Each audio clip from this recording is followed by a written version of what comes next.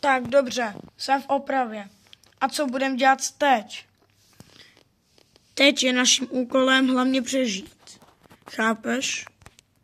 Dobře, rozumím. Ale co budeme dělat potom, až se opravím?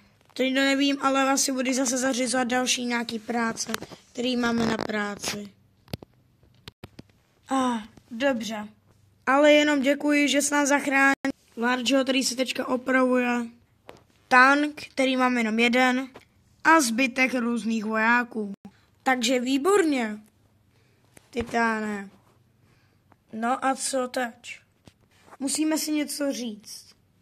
Náš hlavní titán protivník je strašně silný. Má větší armádu než my a proto se musíme vypilovat a být silnější. Naštěstí máme už nové jednotky přichystané. Takže zároveň si musíme ho i popsat. Jinak nikdy na něm nebude moc silný.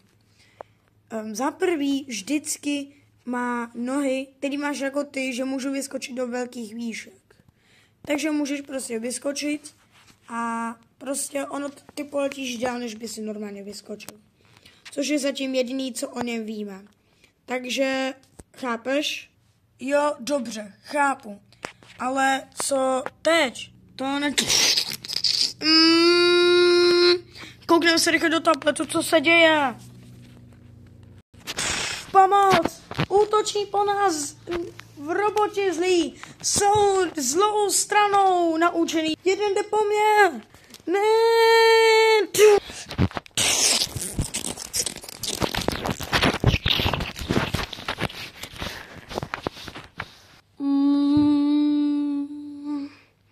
Tak to je blbý. Já vím. Ale nemusíme se bát. Nemusíme, máme nahoře vojáky. Chráníme naši základnu.